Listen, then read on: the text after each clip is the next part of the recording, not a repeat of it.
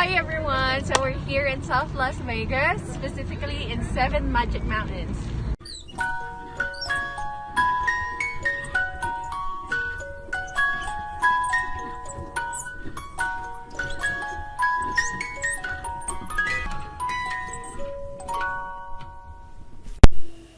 Welcome to 7 Magic Mountains.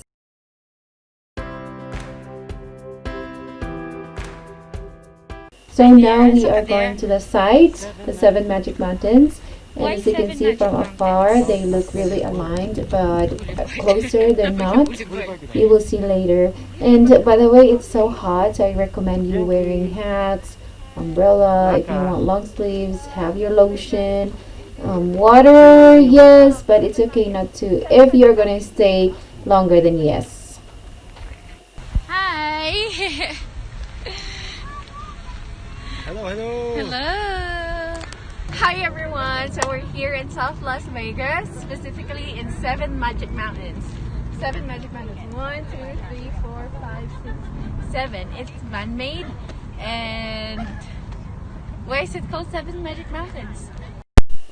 Renowned Swiss artist Hugo Rondinon's colorful, large-scale public artwork, 7 Magic Mountains, is an exhibition located in the desert outside of Las Vegas, Nevada, USA, featuring 7 30 to 35 feet high day-glow totems comprised of painted, locally sourced boulders.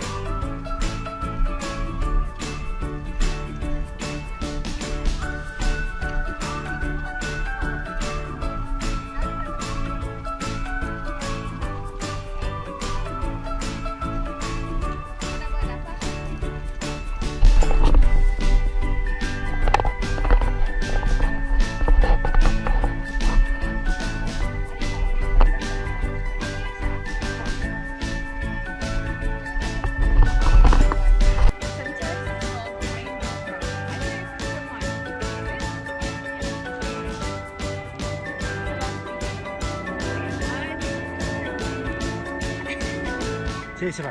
Ha? Isa pa, ampak pa isa pa. 1, 2, 3. Over here.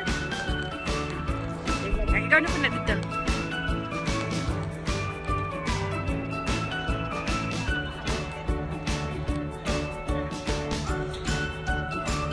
Hi! Asat there? Sige na, mag-picture dagdaghan.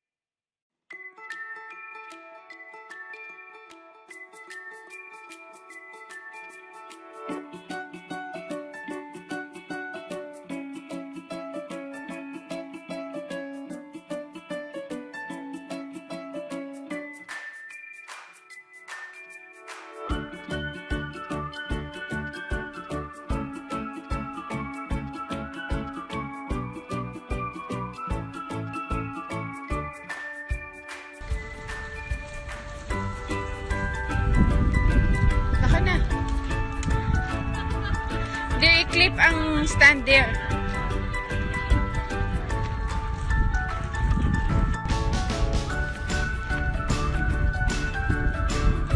So, ulit kami.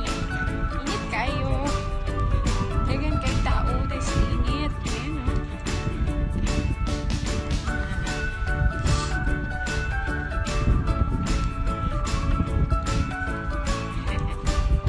Sa modo siya.